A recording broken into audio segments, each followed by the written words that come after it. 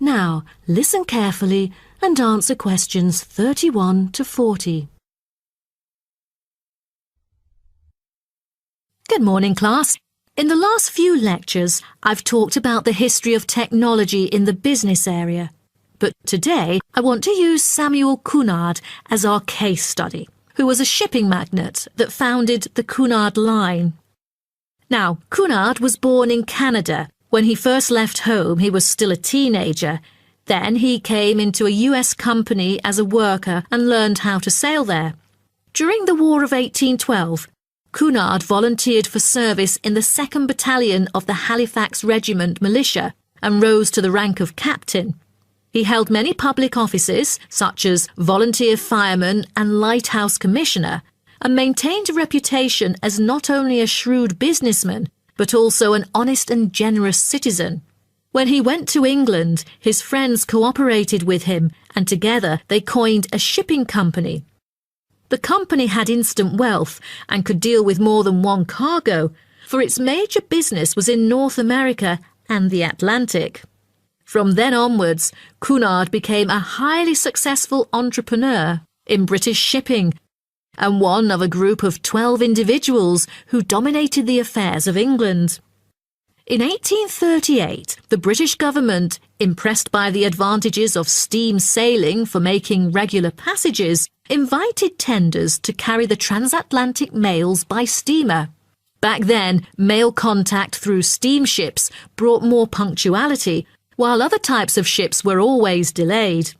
The journey times were flexible, with a transatlantic crossing lasting for 6 weeks and with no fixed times of departure or arrival.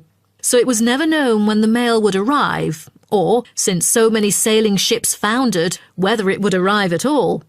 What Cunard wanted, in line with the thrusting new technology of the Victorian age, was a maritime extension of the brand, new timetabled railways on land.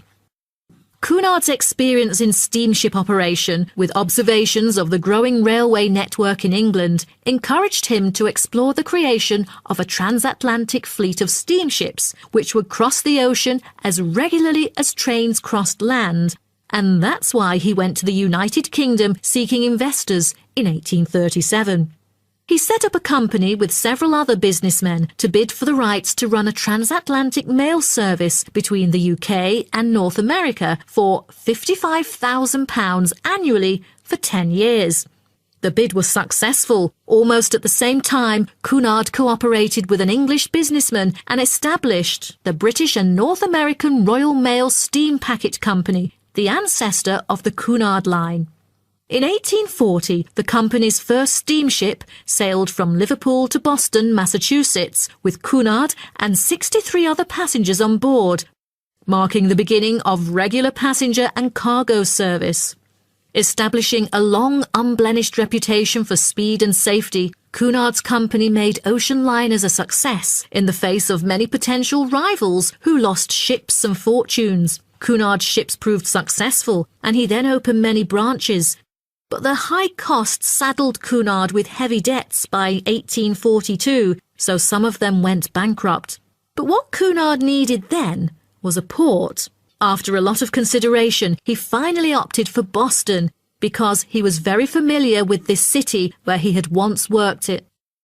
Fortunately, by 1843, Cunard's ships were earning enough to pay off his debts and begin issuing modest but growing dividends.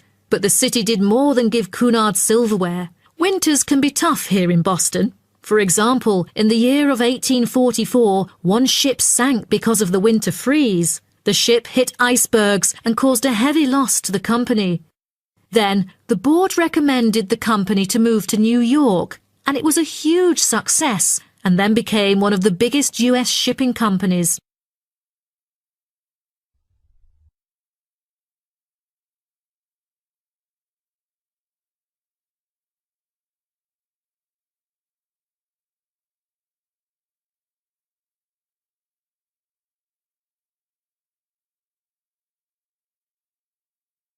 Cunard himself made safety his priority, and to this day, Cunard has never been responsible for the loss of a single passenger or a single mail bag on the Atlantic run.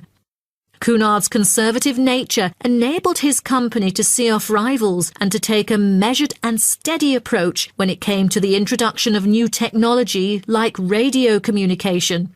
In the early years of his career, Cunard took a prominent part in community activities and various charitable organisations, as well as mercantile affairs which extended throughout the Atlantic provinces.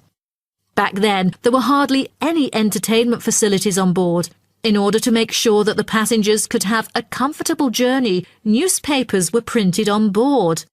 Cunard was gratefully remembered for employing his capital in shipbuilding activities in the hard times of the 1830s because this enterprise had circulated money where there would otherwise be poverty and stagnation. His competitiveness and his obsession not to waste time were important characteristics of his personality. Prior to 1912, the shipping line had focused on speed and soon was renowned for its velocity and safety. Although early in life Cunard was imperious, he learned diplomacy and became a skillful and persuasive negotiator. His contemporaries admired him for the contribution to transatlantic communication by the line popularly called by his name. After that, for affluent transatlantic passengers, Cunard brought new levels of luxury to ocean travel: lavish suites, a swimming pool, gymnasium, ballroom, electricity, and more, just like that of luxurious hotels. Okay, so does anyone have any? That is the end of section 4. You now have half a minute to check your answers.